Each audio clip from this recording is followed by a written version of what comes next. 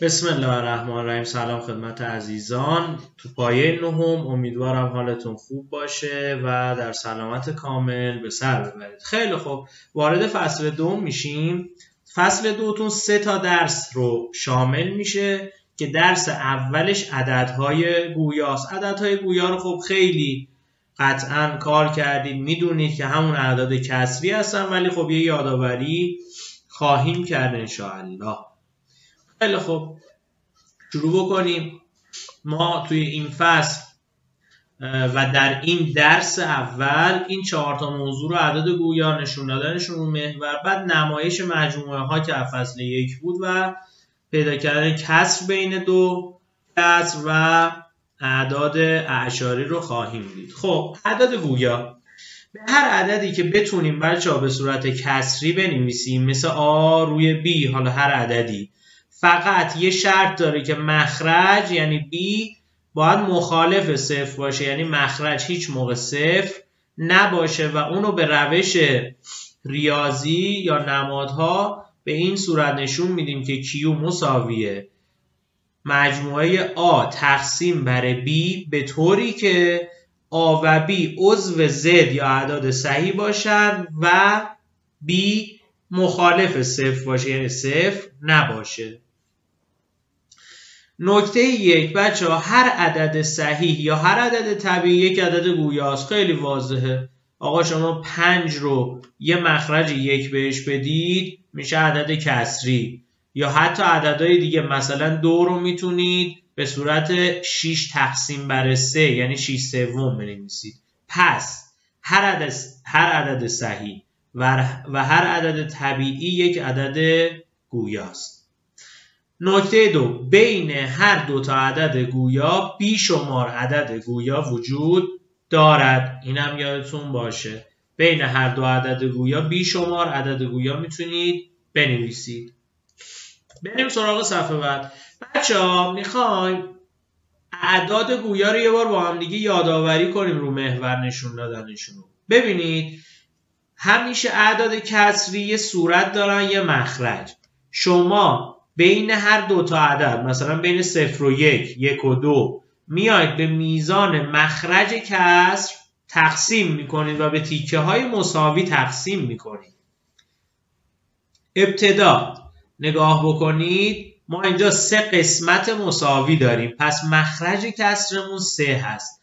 حالا صورت کسرمون برای اولی از 0 که شروع کنیم یه دونه بیایم جلو، درست می شود 1 سوم. بعدی همینجوری بشماریم یه دونه واحد کامل رفتیم با 2 تا تیکه 1 سومی، یعنی 1 و 2 سوم. همینطور برای بعدی 2 تا تیکه کامل به علاوه 1 تیکه 1 سومی، یعنی میشه 2 و 1 سوم. 2 تا تیکه کامل، یه دونه از واحدهای کوچیک 1 سومی. پس مخرجمون میشه اون میزانی که بین هر دو تا عدد صحیح رو در محورمون تقسیم میکنیم. یه نکته دیگه بچه ها، قرینه اعداد گویا مثل اعداد صحیح هست، یعنی 1 سوم قرینهش میشه منفی 1 سوم، همین، یعنی کافیه شما یه منفی بذارید. پس قرینه‌شون هم مثل اعداد صحیحه، شما قرینه 1 سوم میشه منفی 1 سوم. یه مفهوم دیگه هم بچه ها اینجا بهتون بگم، معکوس کسر. اگه یادتون باشه 1 سوم رو معکوس کنیم یعنی جای صورت و مخرج عوض میشه. 1 سوم معکوسش میشه 3 یکم. و همینطور 0 تنها عددیه که معکوس نداره. چرا؟ چون 0 یکم معکوس بشه میشه 1 صفر، مخرج 0 میشه و گفتیم هیچ وقت نباید تو هیچ کسری مخرج 0 بشود. خیلی خوب،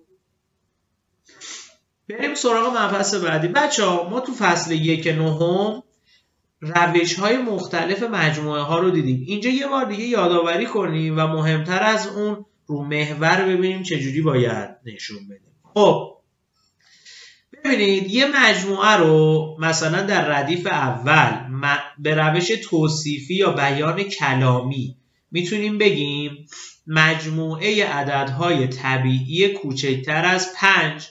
خب عضواشو بنویسیم میشه آکولاد 1 و 2 و 3 و 4 آکولاد بسته. روش نمادین یا زبان نمادین یا روش ریاضی میشود x به طوری که x عضو n یا اعداد طبیعی باشه و x کوچکتر از 5. بچه‌ها رو محورم میتونم نشون بدم، دقیقا میام دور این اعدادم یه خط میکشم، همونطوری که میبینید دور 1 2 3 4 یه خط کشیدم. بعدی هم همینطور مجموع عددهای حسابی کوچکتر یا مساوی 3 که نوشتم0 1 2 3 x به طوری که x عضو w یا اعداد حسابی باشه و x کوچکتر مساوی 3 باشه. برای سومی مجموع عددهای صحیح کوچکتر از -3 یعنی هم -4 -5 -6 بره تا بی نهایت. پس x به طوری که x عضو z باشه توی روش ریاضیش و x کوچکتر از 3 باشه. توی روش نمایش هندسی شما کافیه از 4 به قبل رو به صورت خطی که ادامه خواهد داشت رسم کنید و سمت چپ خط رو نبندید. و همینطور برای پایینیامون مجموع عددهای صحیح بزرگتر یا مساوی -2 که از قبل -2 یعنی به صورت خط رسم کنیم و خطمون به سمت مثبت ها ادامه پیدا کنه. همینطور مجموعه عددهای صحیح بین -3 و +4 که میبینیم -2 -1 0 1 2 3 روش ریاضیش هم میبینیم. نمایش هندسیش هم دقیقا دور عددهای مجموعمون خط میکشیم از قبل -2 تا بعد +3 قشنگ دورش یه خط رسم میکنیم. این برای نشون دادن و یادآوری فصل 1 و خصوصا تأکید روی نمایش هندسی روی محور. خیلی خوب،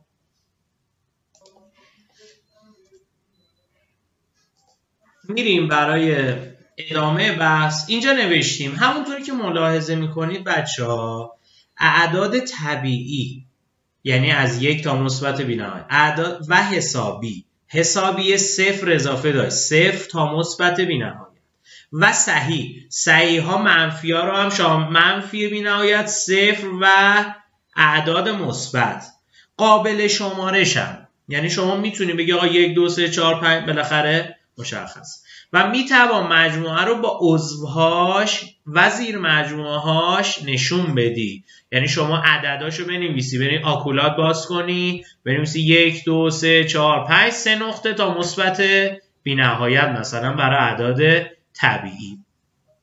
ولی شما برای اعداد گویا چون خیلی تعدادشون زیاده و بیشمارن نمیتونی اعضا رو بنویسی، پس همیشه ما به روش ریاضی نشون میدیم اعداد گویا رو. پس باز هم برای تأکید دوباره نشون میدیم اعداد گویا مساوی Q که آکولات باز میکنیم A به روی B به طوری که A و B عضو Z یا اعداد صحیح باشن و B یعنی مخرجی که از 0 نباشد. هیچ موقع مخرج نباید 0 باشد.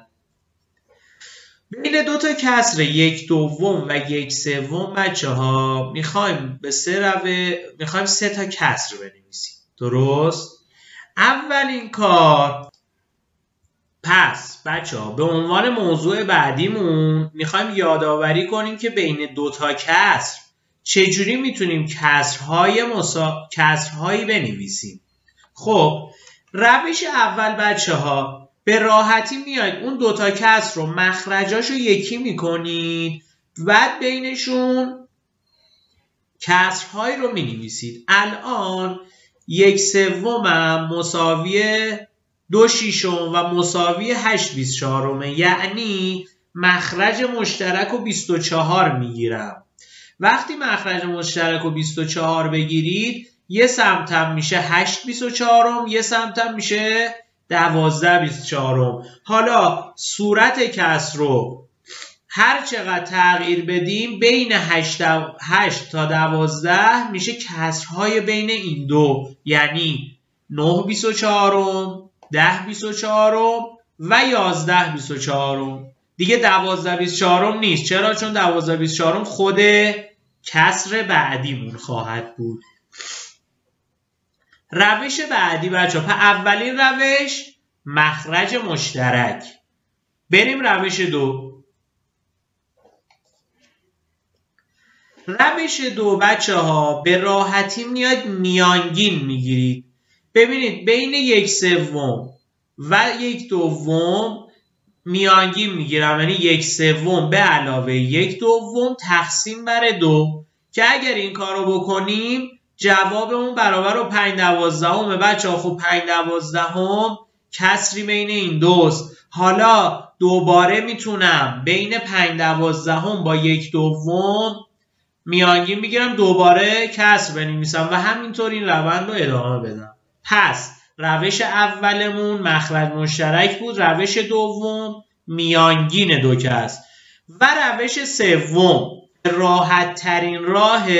همیشه هم از این راه استفاده کنید، خیلی بهتره. راحت ترین کار صورت ها رو با هم جمع کن، مخرج ها رو با هم. بین دوتا کسر 3/4 و 4/5 میخوایم کسر بنویسیم بچه ها. خیلی راحت. 3 و 4 رو تو صورت با هم جمع میکنیم میشه 7. 4 و 5 هم تو مخرج با هم جمع میکنیم میشه 9. پس 7/9 به دست میاد. 7/9 الان بچه ها بین این دوتا کسر خواهد بود. و از اون طرف دوباره میخوای بنویسی، میای بین 7/9 و 4/5 مینویسی، یعنی 7 و 4 رو جمع میکنی میشه 11. 9 و 5 هم جمع میکنی میشه 14. میشه 11/14 که میشه بین 7/9 و 4/5 که دوباره یعنی بین اون دوتا کسر اولیمون قرار میگیره. پس یه بار دیگه، روش اول مخرج مشترک، روش دوم میانگین دوتا کسر و بهترین روشمون. خب بخش آخر این فصل هم میخوایم یه نگاهی به اعداد اعشاری بندازیم. بچه ها اعداد گویا یه سریشون که ساده میشدن، خب مثلا مثل 6/3 ساده میشدن میشد 2 و اگر ساده نشن دو حالت خواهیم داشت، یا عدد اعشاریمون متناهیه یعنی اعشارش ختم میشه و تموم میشه، یا متناوبه یعنی ادامه پیدا میکنه تا بی نهایت و تموم نمیشه. متناوبمون خودش دو دسته است، ساده یا مرکب. جلوتر توضیح میدیم. اولیش آقا اعشاری متناهی. اگه مخرج کسرت ساده نشه، درست، یعنی کسر ساده نشه، تجزیهش فقط عوامل 2 یا 5 یا هر دو باشه، یعنی فقط عوامل 2 و 5 یا هر جفتش باشه، حتما عدد اعشاریت متناهی خواهد بود. حالا مثلا 17/50 می شود 34 مختوم هم یعنی چی بچه ها؟ یعنی رقم های اعشاریش خاتمه داشته باشه، مثل 3/4 که میشه 75 بعدی عدد اعشاری متناوب ساده است. ما گفتیم متناوبا یا مرکب یا ساده. تو متناوب ساده مثل اینجا یعنی همون از اول تکرار میشه، که حالا به طور کلی میتونیم بگیم که عامل 2 یا 5 اگر نباشه متناوب ساده است، یعنی عوامل 2 یا 5 توش نباشه. تو قبلی گفتیم عوامل 2 یا 5 باشه متناوب. بعد تو این موضوع میگیم اگر عوامل 2 یا 5 نباشه متناوب مرکبه. حالا تو متناوب مرکب ساده است. درست؟ حالا میبینیم مثالش هم مثل 1/3 1 تقسیم بر 3 میشه 0.3 ادامه پیدا میکنه. یا بعدی 66 همینجوری و بعدی هم میبینید 14 28 57 یعنی 142857 تو اعشار ادامه پیدا میکنه همینجوری که اون خطی هم که بالاش میکشن دور تناوبه. بعدی هم متناوب مرکب که میگه آقا هر دوی، خب اینم دوباره در مورد عامل‌های 2 یا 5 به ما میگه عامل‌های 2 یا 5 هر دو باشه، علاوه بر اون عوامل دیگه هم باشه، قطعاً مرکبه. و فرقش هم اینه دور تناوب با فاصله شروع میشه. مثلا یه رقم یا 2 رقم یا هر تعداد رقمی فاصله است بعد شروع میشه. مثلا اینجا نگاه کنید 5 ششم میشه 0.8 بعد 3 ادامه پیدا میکنه، یعنی 8 تکرار نمیشه فقط 3. یا بعدی 19 تقسیم بر 22 0.8 63 دیگه ادامه پیدا میکنه. این هم از این موضوع. خیلی خب بچه ها، این از درس 1 این فصلتون که خیلی هم ساده است، اعداد گویا و این هاست که همش هم مرور و تکرار گذشته و یادآوری براتون بود. امیدوارم که خیلی حالتون خوب باشه و کلی کیف کنید. یا علی مدد، خدا حافظتون باشه.